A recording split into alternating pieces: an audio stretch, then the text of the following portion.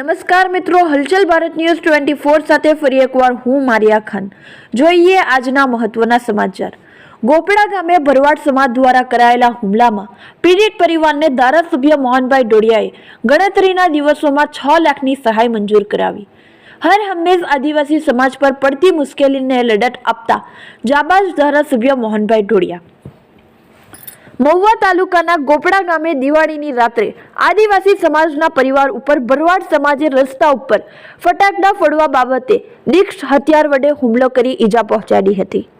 170 વિધાનસભાના ધારાસભ્ય મોહનભાઈ ડોડિયાએ મહુવા પોલીસને ગાળદાર રજૂઆત કરી ભરવાડ સમાજ ઉપર એટ્રોસિટી અને રોયટિંગ જેવી કલમો દાખલ કરાવી હતી.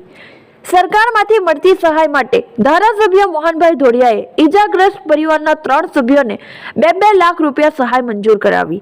ધારાસભ્યએ પરિવારની મુલાકાત કરી ગ્રામજનોની વચ્ચે જઈ મંજૂર થયેલા 6 લાખના પ્રમાણપત્ર અર્પણ કર્યા હતા.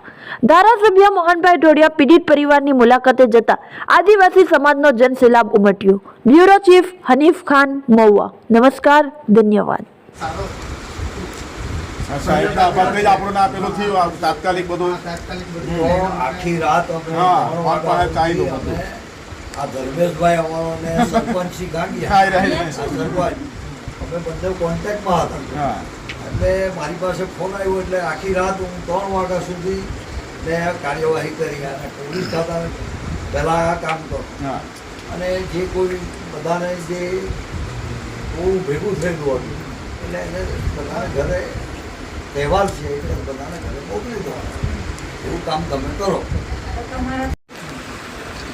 1 લાખ રૂપિયા તમારી ચાર્જશીટ જ્યારે દાખલ થશે એટલે 1 લાખ રૂપિયા પાછા તમારા અને 50,000 રૂપિયા બાકી તમે આ કેસ તમારો પુરવાર થશે ત્યારે ગમશે એટલે 3 હપ્તામાં તમને મળશે એટલે તમારી ગેરસમજ બી ઊભી થાય અને આદિવાસીને જ આ લાભ મળે છે એટલે તમે તૈયાર કરાવી દો એટલે તમારું પણ પાછળથી આવી જશે.